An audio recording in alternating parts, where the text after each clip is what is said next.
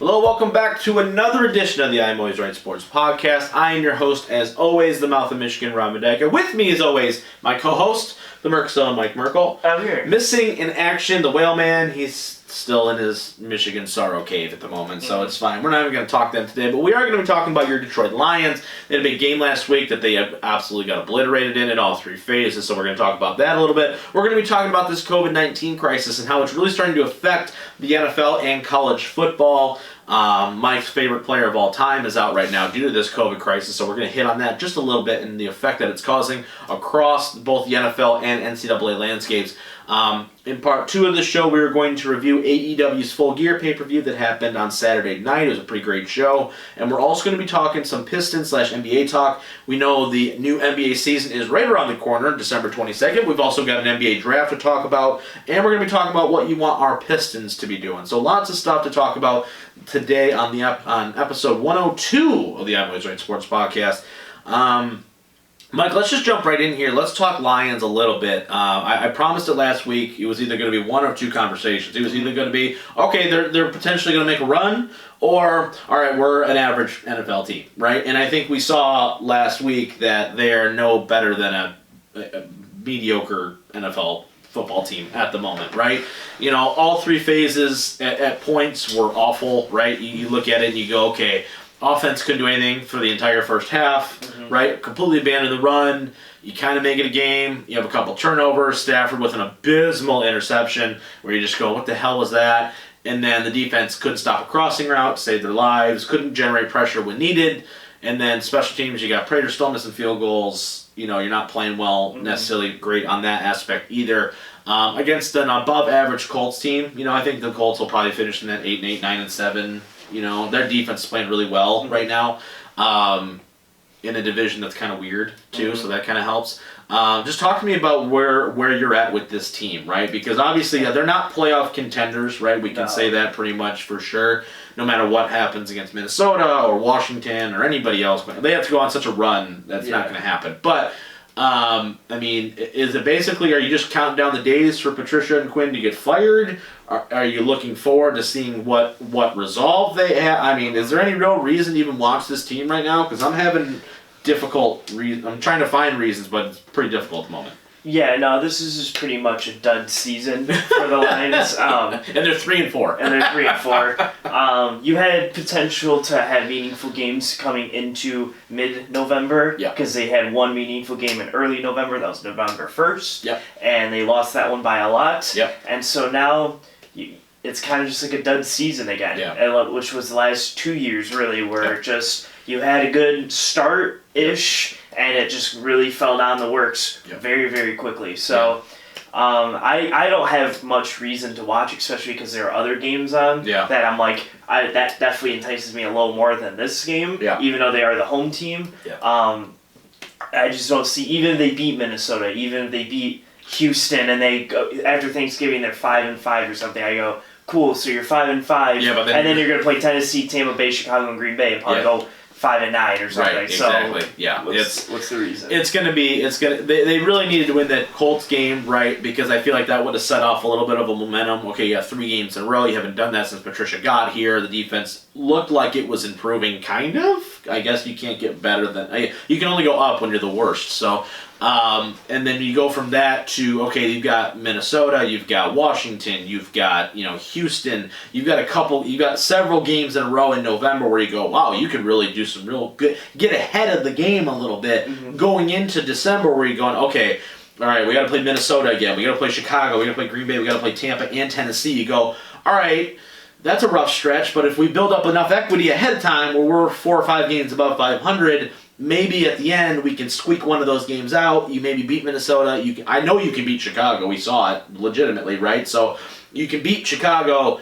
All right, maybe you can go 2-3 in those last 5 games and maybe squeak in, right? And everybody saves their jobs. But I think at this point where you're at, you're 3-4. You probably have to win. I mean, what? I mean, you got to go at least 9-7 to get, or 10-6 to get to that final spot. I don't see another 6 to 7 wins on their schedule right now. I don't see it. You know what I mean? So the way the schedule was set up, the teams that you're going to have to play in the playoffs are all waiting for you in the back end, and I don't see you beating Tampa You're not beating Green Bay, and you're not beating Tennessee, for sure. I mean, those are 3 games that you can just go, that's an L, that's an L, that for all different reasons, by the way. Yeah. Whether it's you can't stop the run, which I think Dalvin Cook's going to have a flipping field day today, but I digress. But, I mean, looking to the future now just a little bit here, I mean, are you surprised? I guess they're 3-4, so ownership doesn't necessarily have a reason to fire them, quote unquote, just yet. If they lose to Minnesota, and you're 3-5, even if you say you get to 500 by after Thanksgiving, right? So they play Washington and then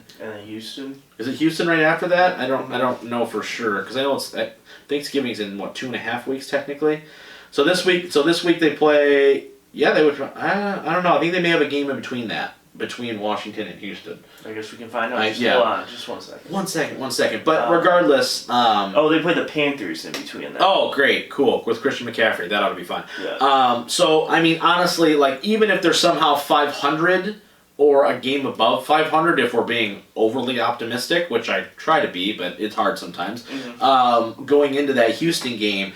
You're not winning out in December. It's not happening. So, I mean, are you surprised that they're not looking? Maybe they are, but we haven't really heard anything after that Jacksonville game where that was kind of like, okay, if you don't beat Jacksonville, you're gone.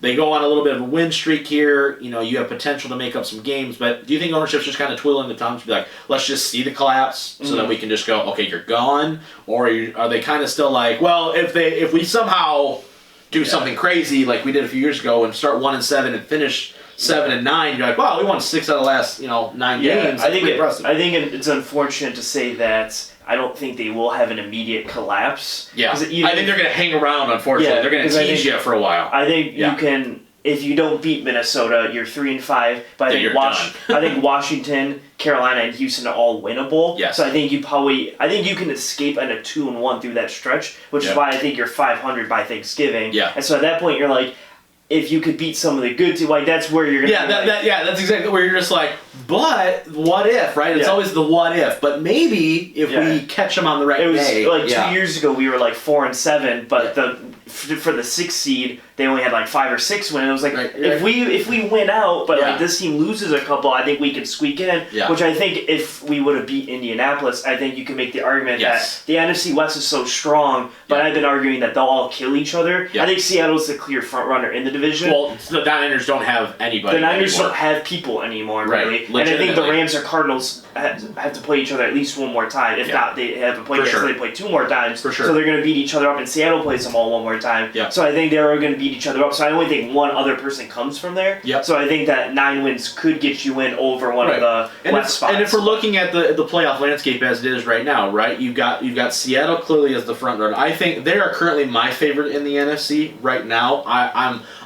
very excited to see what Tampa looks like with Antonio Brown. If they just go on like a 5-game streak where they're putting up 40 a night, I'm gonna be like, I don't know if Seattle has the defense to stop that, unfortunately. But I right now with the way Russ is playing and that way that offense is playing, you're getting Carlos Dunlap now as well, which we talked about last week. Seattle's probably my number 1 right now. I know he lost to the Cardinals, but it is what it is. I think Tampa is my number 2, Green Bay is my number 3, and then Philly, I guess, is my 4.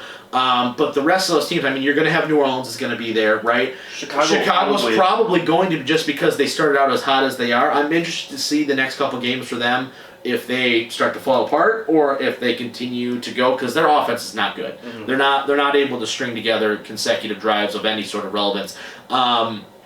And then you maybe have the Cardinals, right? I think it's Cardinals or Rams, but you're only getting 1. Right, exactly. So, and then after that, it's a crapshoot, for the rest of the NFC. So there's no reason, quote unquote, why the Lions couldn't be in that. But, if you're listening to this, you already know the results of the Minnesota game. But if they don't beat Minnesota, or they didn't beat Minnesota, and I'll talk in the present tense, they didn't beat Minnesota, there is no chance for that to happen. So, I mean, if they would have beaten Indy, I feel like this conversation would be a little bit more optimistic. Okay, hey, we beat a top 5 defense, right? We look good.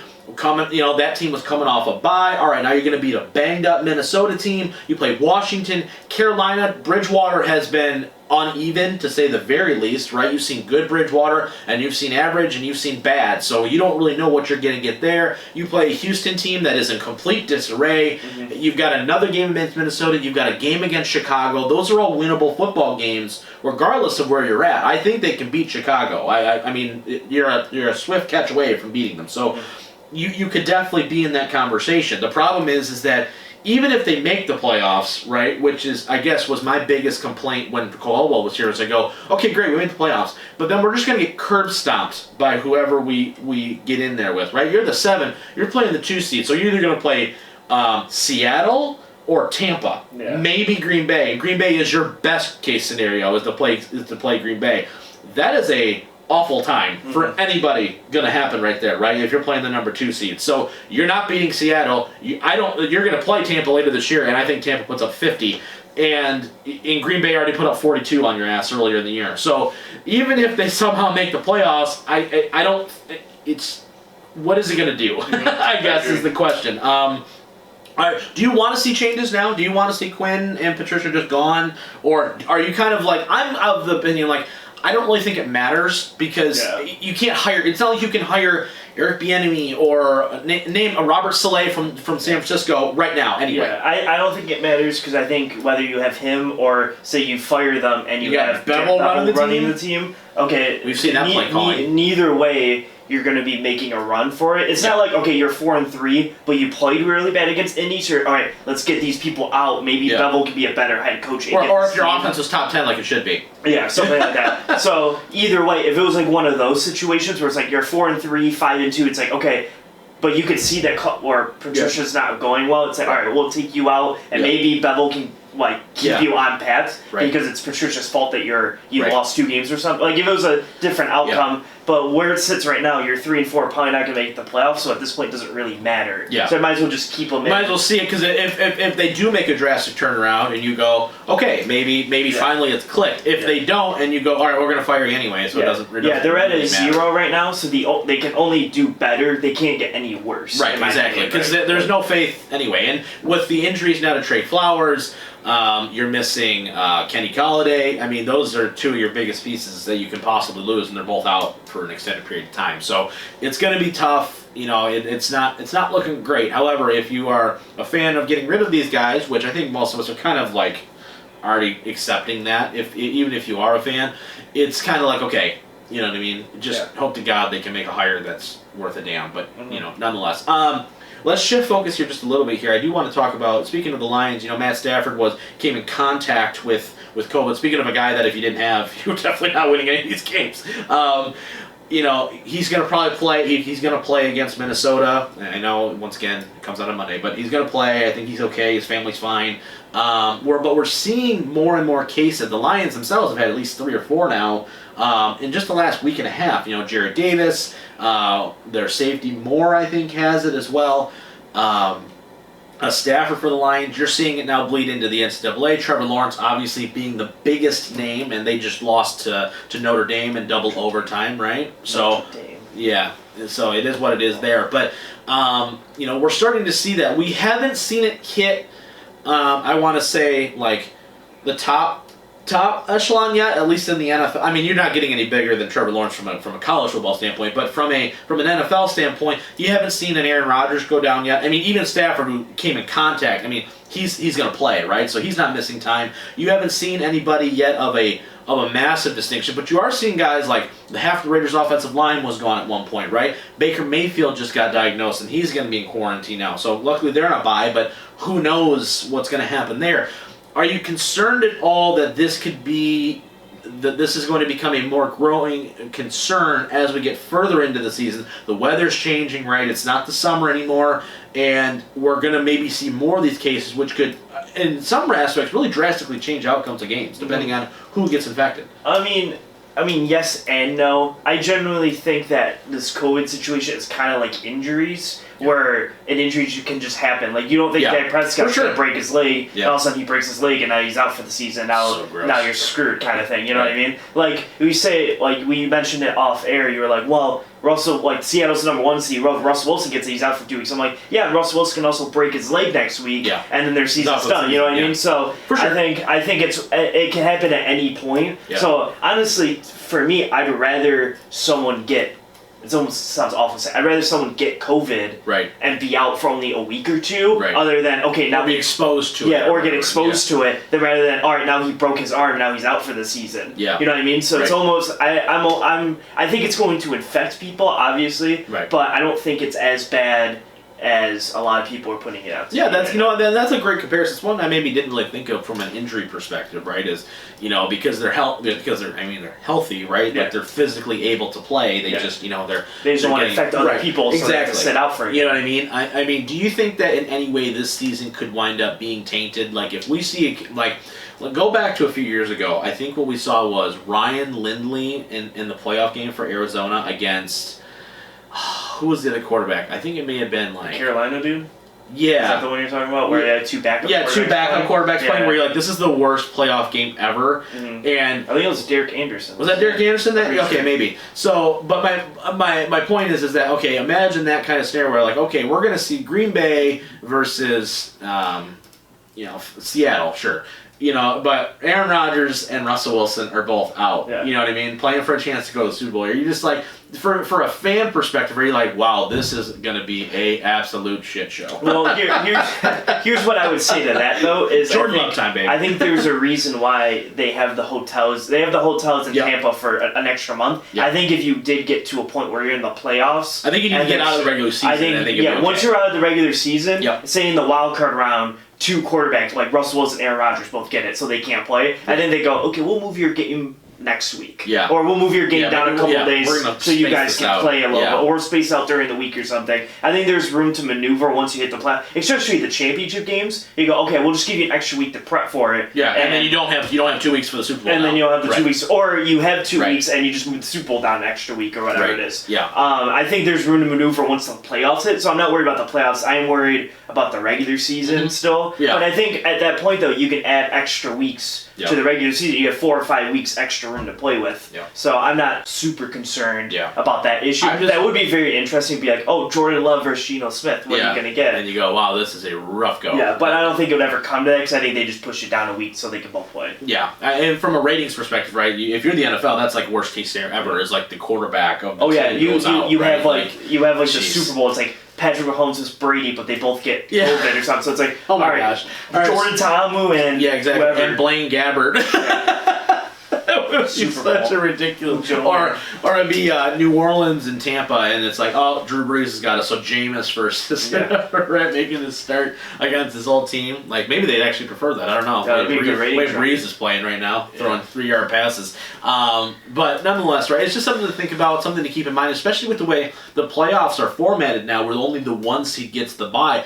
I think the regular season has even more importance for the teams that are in contention for that, right? Really, I'm saying 3 teams right now from the NFC perspective, right? From the AFC, it's 2 teams. I mean, right. It's pretty much it's Pittsburgh and it's Kansas City right now. I'm gonna hold off on the Baltimore talk when I was really high on them, but after watching that Pittsburgh game, I'm not necessarily thinking that they may not be there, and I'm not going to say why, but I think we all know why, but we're not going to say it right now because I don't want to get accused of being overreactionary to a guy who's lost to every team that has a winning record, but it's fine. And he can't really come back on fourth quarters, but we're just saying, anyway, it's fine, whatever.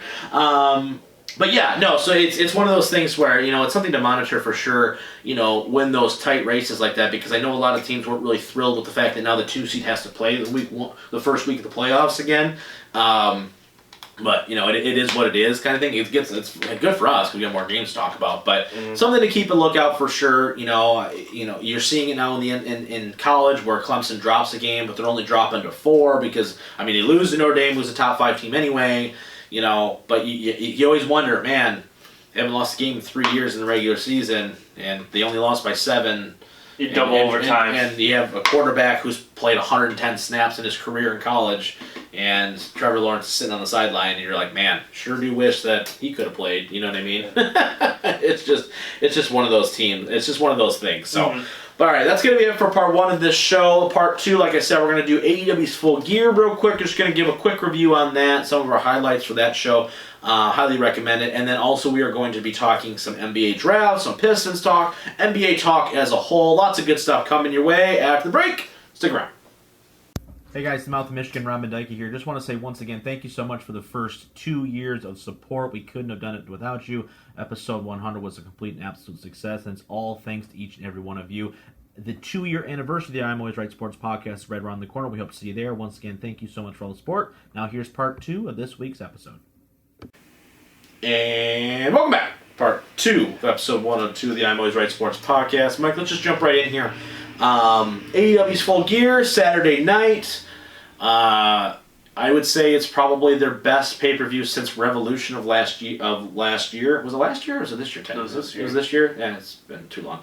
I would say this is what I feel like All Out should have been, in my opinion. If we're assuming All Out is their big show, like WrestleMania, I think this show really delivered in all facets, quite frankly. I think that everything they did, even the matches that maybe I went in thinking I didn't really care about, like even Orange Cassidy and John Silver, I mean, I couldn't care less about it, but I thought it was a really good match, right? Which told a nice little story. They weren't there too long.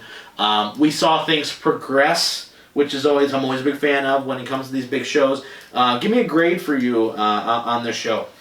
I'd probably give it a B+. B+? Yeah. B+, man. No one gets an A from you, do they? No. Actually, no, Revolution got an A-. That's true. That was a great show, though. Here's the thing is, it's really hard now to grade because it's graded on a curve because there's no fans. That's true. Because I think if this show was like a sold-out venue, I think this would easily be better than Revolution. I agree. But because you don't have the fans aspects, I think we're also a little biased because we were there. I think it does help a little bit. Like all of that helps.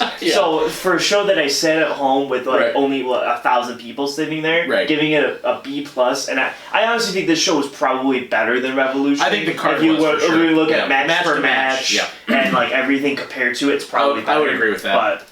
But without the crowd and all that stuff, and like being probably at home other than being there, I'd give it just a little bit less than Revolution. Yeah, and I think it's hurting the product as a whole, whether it's WWE, New Japan, whatever it is. Like you're just not. It's just hard to get. I think like super excited by some of this stuff just because you're like, I don't feel the same energy. They're trying, and I think it was a really great show. I'd probably agree with you. I'd probably give it an A-, quite frankly. And I was going in.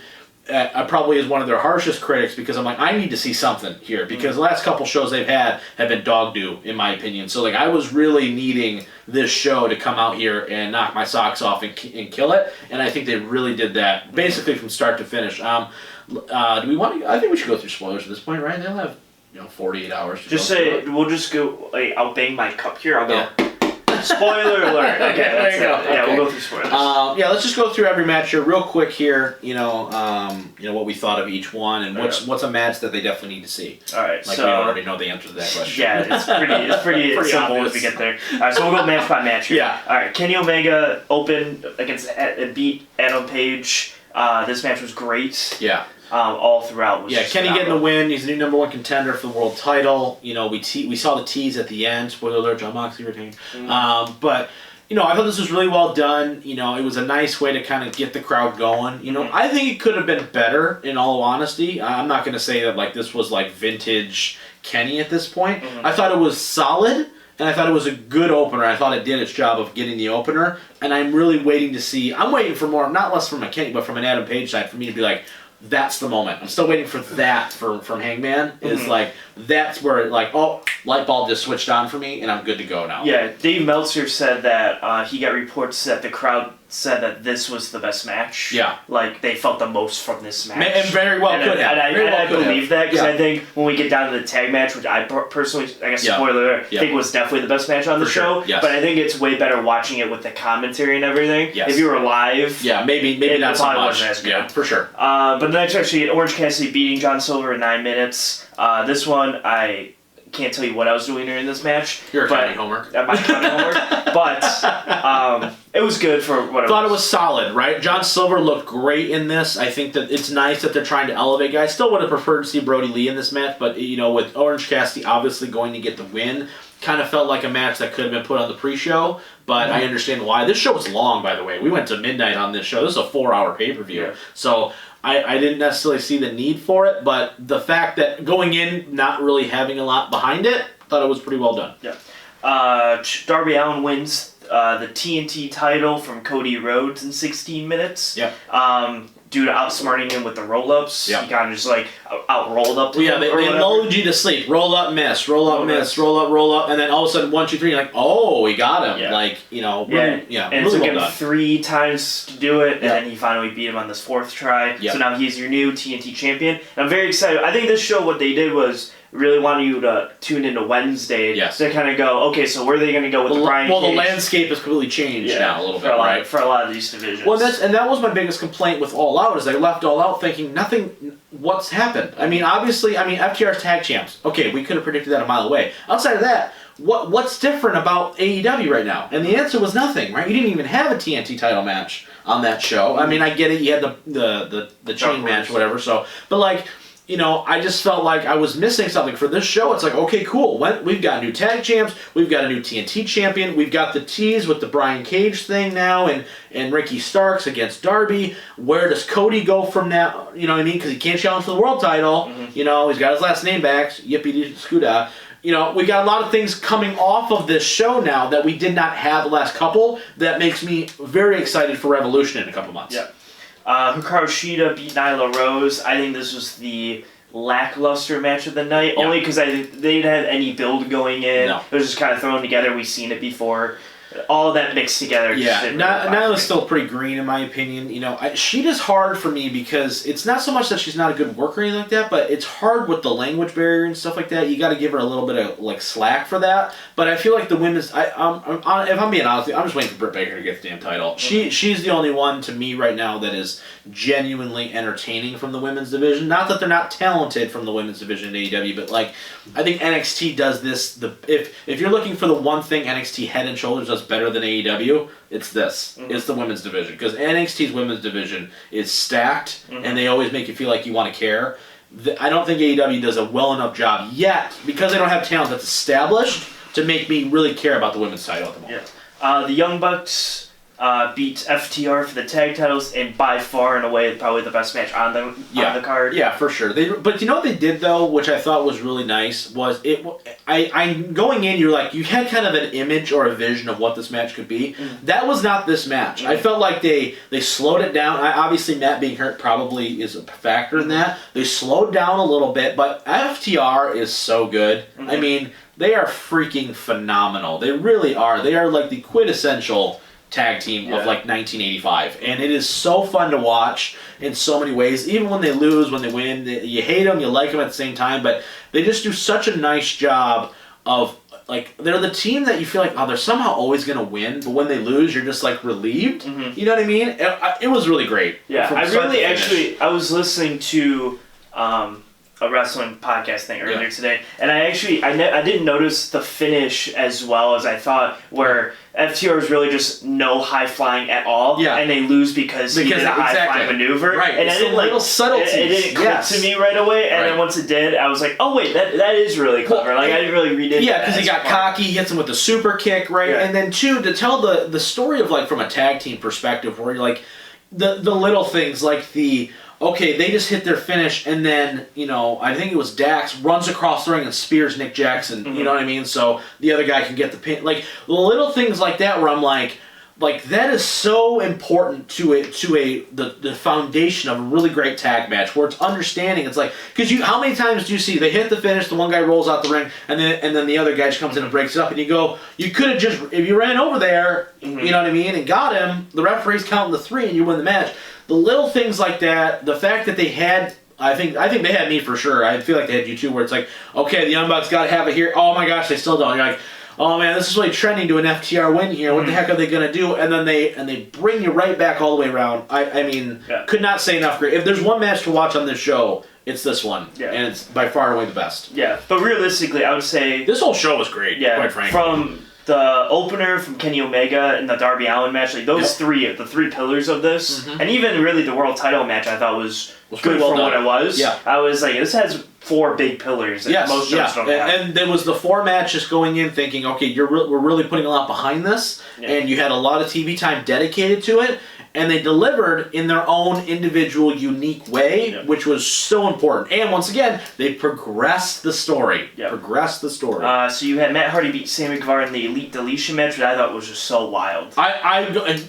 We talked about this last week where I was not necessarily looking forward to this. I was thoroughly entertained. I thought it was hilarious, quite frankly. I thought it was really well done, and I think this is the match that they wanted to have last show, kind of, but in the stadium. So I thought it was really, really well done. And, nice job to kind of finish it out. Yeah, MJF beat Chris Jericho, so now he is in the Inner Circle. Yeah. And they keep delivering all day long. I mean, they just keep doing it. This match could easily be overshadowed by the fact that we're talking about. Cody and Darby was really good. Kenny and Hangman, the tag match. Even the world title from the violence perspective, this match I think is going to get overlooked when you look back on it. But if this match was on any other card, you'd be talking about, wow, it was probably the top 2 match of the show. Not necessarily in ring work wise, but from a psychology, and the finish was so creative where it keeps Jericho strong. Yeah. And I still feel like Jericho's turning face pretty soon. You know what I mean? With the song and the entrance, it's just harder and harder for people to boo him, and they're not booing him anymore.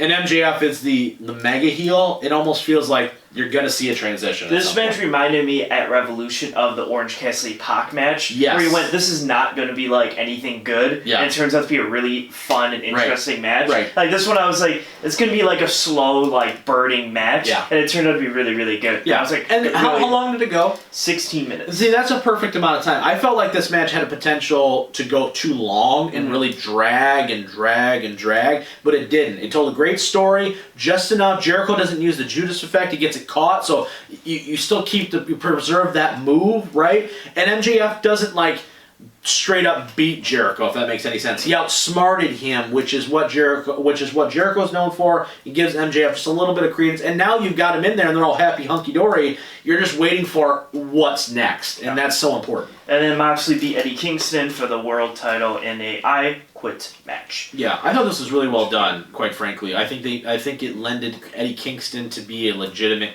guy in this match, right? I don't think anybody's necessarily thought that Eddie Kingston was going to win this match, but it had me just enough of a belief to go, what if, right? Like, what if this happened, right? Which I thought was good. They really took a little bit of that CZW style and just went, you know what? Let's put that into this match and really give them something that's maybe you haven't seen before. I mean, those barbed wire shots, they were like, not like the WWE ones where like they just kind of, but like this is a full I'm just gonna smack you in the chest with this thing. I'm like, ow! Like you felt it.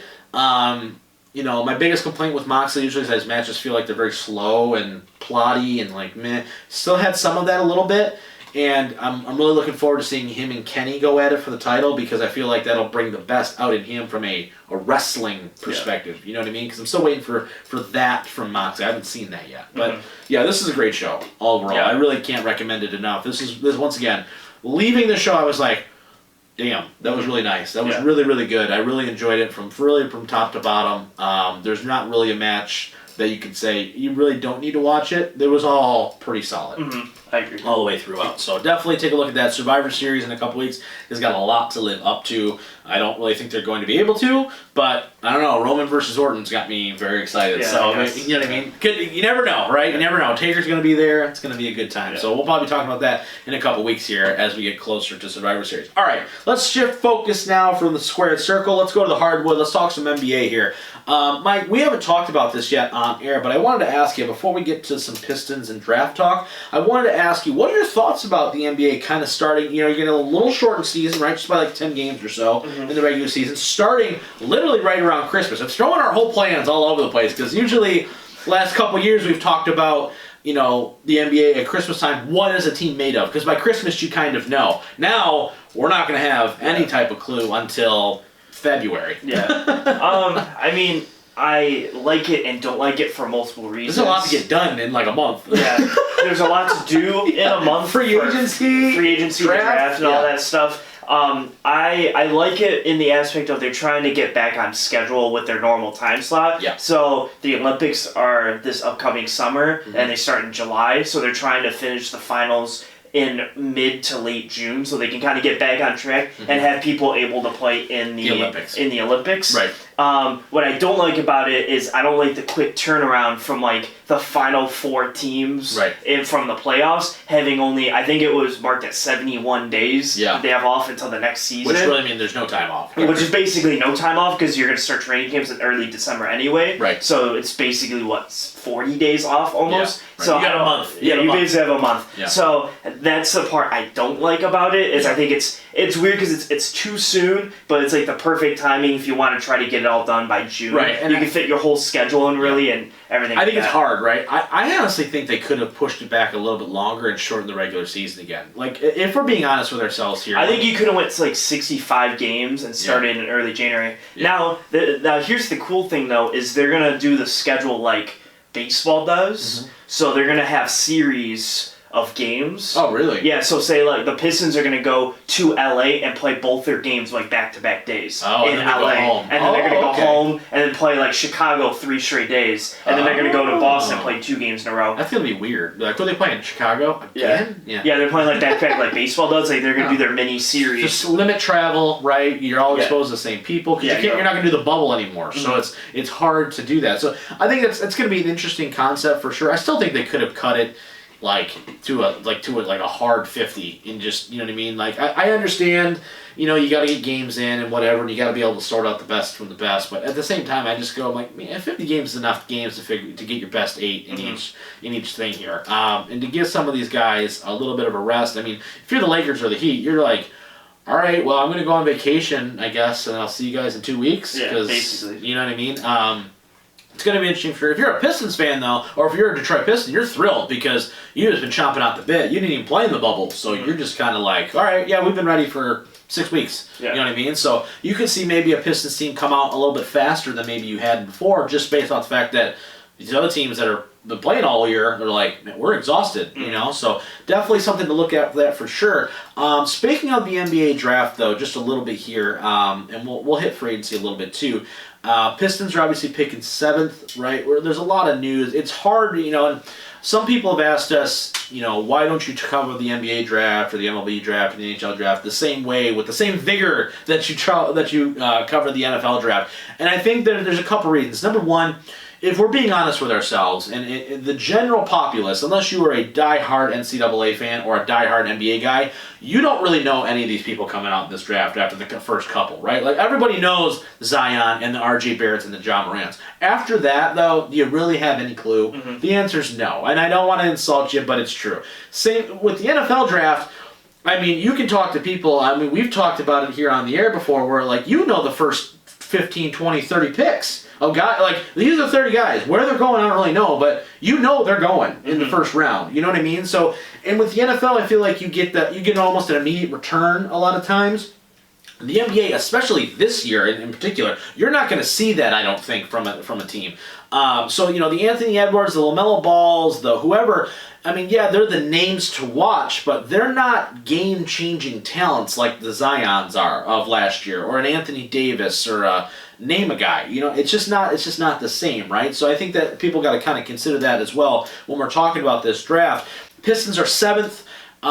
There's been a couple names going out there. I mean, talk to me, Mike, about where, maybe not necessarily players, but what do you want to see here? Do you want to see a trade down? Do you want to see a trade up? Do you want to see them? Is there a position of need that you're looking at this roster right now and thinking, okay, maybe let's address that in the draft rather than going sign Fred VanVleet for way too much money? Yeah, you're in a sticky spot here because you have one pick trying to fill multiple needs. Absolutely. So absolutely, I would say probably trade down and try to get 2 picks, knowing that you're not going to probably be able to use your 7 pick more than likely anyway. Right. If you trade down, get 2 a late first and a middle second or something, you can maybe get 2 pieces and try to get more shots at the dartboard and all that stuff. Right. But I think you also have to look at how the draft's going, because if you're looking at 7, someone like LaMelo Ball for some reason is just dropping, or someone that you were looking at is dropping, and you're sitting right there at 7, and you're like, that's our guy. Like, we wanted that guy on our board. He was number 1 on our board. Then I think you have to take him. So I would say expect, if you're going to get a trade, I would expect it more on the day of the draft, like early draft. Like if the first 3 picks are kind of the people that you wanted, you go, okay, let's try to trade down. But if not, I think you go straight forward. Right. Just looking at a couple different mock drafts here, right? Like some people have LaMelo Ball going as high as number 1. We've seen ones that he's going to Chicago at 4. In this particular draft here, I'm looking at Bleacher Report. They've got Patrick Williams, a small forward/power forward from Florida State, coming here. Yeah. I think that Tyrese Halliburton from Iowa State is another guy that's kind of been linked to them. He's the point guard, shooting guard, right? So for me, it's tough because when I'm looking at the board, I'm not going to talk to you and be like, oh yeah, Tyrese Halliburton is the guy, right? I'm not that knowledgeable about what this kid can do. But what I am saying is that I would like to see them try and trade down, because if you are not picking in the top 3, the odds of you nailing that pick and getting the next Carmelo Anthony ain't happening, right? So if you can trade down where maybe you can still pick up one of these guys, maybe in the late teens, and you pick up a second, maybe you can address 2 positions of need, right? So maybe Cassius Winston, who's staring you in the face in the early second, maybe that's worth the risk, Getting a guy who did nothing but win at the college level and was a very impactful player for Michigan State, a guy that's right in your backyard, who's a literal traditional point guard to every sense of the word, right?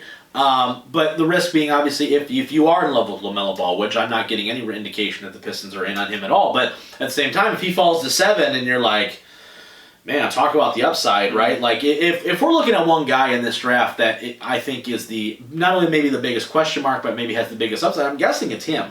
From a name value perspective, from a play style, where you're just like, okay, he's playing overseas, he didn't do the college thing, it's hard to project what he's going to do.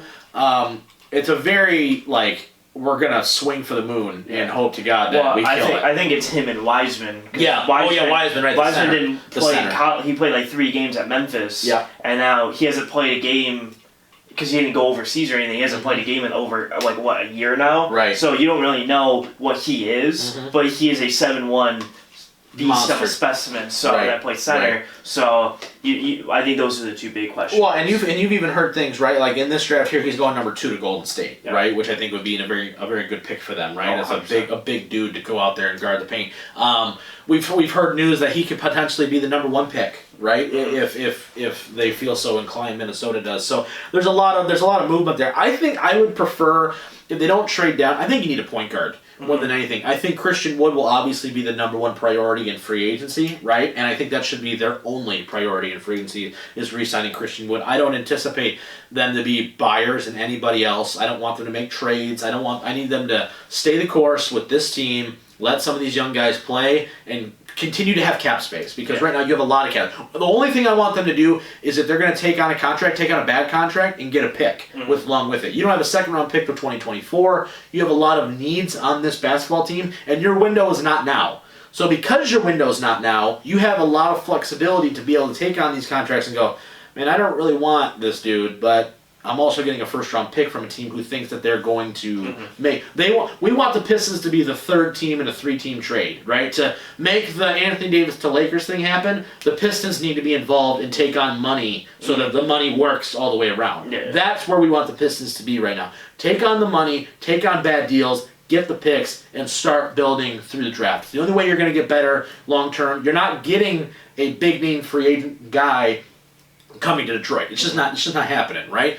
But if you have the money to be able to throw at said guy, at least you can be in the conversation, so your fan base doesn't look at you and go, why didn't they do X? Well, they chose otherwise. And with the NBA, it's a little easier, I think, to forgive a franchise for not landing a Giannis or somebody, because you can only offer so much money. It's capped out at a number. So we offered as much as we could. And the other team did the same thing. He just wanted to play there instead. It's that simple, So it's going to be interesting for sure. This team is definitely in a rebuilding mode, but because you have so many of these teams that are kind of reaching their peak right now, the Pistons can do a lot of dirty work, in the meantime, in the next 2-3 years, where then your window opens and you've got a solid core worth of guys that you're ready to go and roll with. So I like the coaching staff. I like the front office that they have right now. Troy Weaver's first pick as an actual GM. It's going to be, I don't know if it's going to be monumental by any means, but I do think that with the way OKC has drafted in the past, you tend to be like, okay, he can find some people, maybe not necessarily picking at the top of the draft. Yeah. So it's going to be super duper important for sure. That's going to be it for this week's show, guys. Next week, man, I don't even know what we're going to talk about. We could be talking about a lot of different things depending. It's just from week to week. But as always, we will have some great content for you. Our 2-year anniversary, Mike, is 2 weeks away, just so you know. So I better get a present or something that day. Okay. I'll gift you this helmet. There you go. Right? Yeah. That I have already. That you have already, yes. For sure. But the 2-year anniversary coming right around the corner for you guys as well. Lots of great stuff coming your way as always from us. But that's going to be it for this week's show. On behalf of the Missing Whaleman, he's the Merc Zone. I'm the Mouth of Michigan, and we will see you guys, as always, next time.